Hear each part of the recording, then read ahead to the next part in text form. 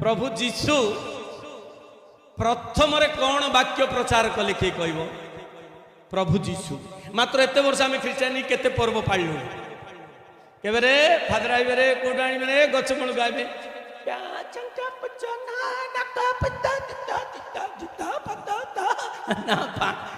बाजा बाजिला नहीं कि आम सब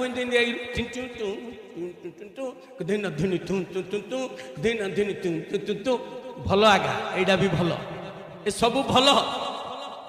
किंतु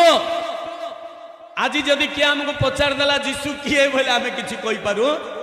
आ कौन हो तुम गाँव में ना पर्व हो जो मैंने पचार जान ना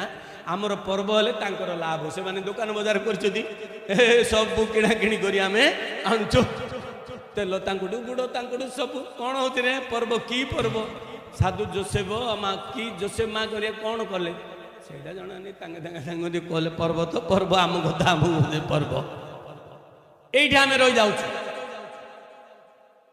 प्रभु जीशु पृथ्वी को कहीं आसिले से आगे आज पचारुले जे आ अल्प समय तो सब कहीहबनी पृथ्वी को प्रभु जीशुंकर आगमन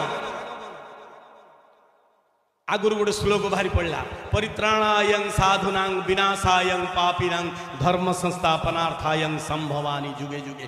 साधु मान को मुक्ति करने पापी मान को मारिदेवाई बोली अन्य माने कहले जीशुंकर आगमन कौन जानिଛ ना परित्राणाय पापीना पापी मान को उद्धार करने पाप को मारिदेवाई पाप को जीशुंकर आगमन है विश्व ब्रह्मांड रे जेतेबेले पाप परिपूर्ण हो गला जेतेबेले पाप परिपूर्ण हो गला मनुष्य कुकर्म दुर्नीति कुक्रिया भरी रही गला।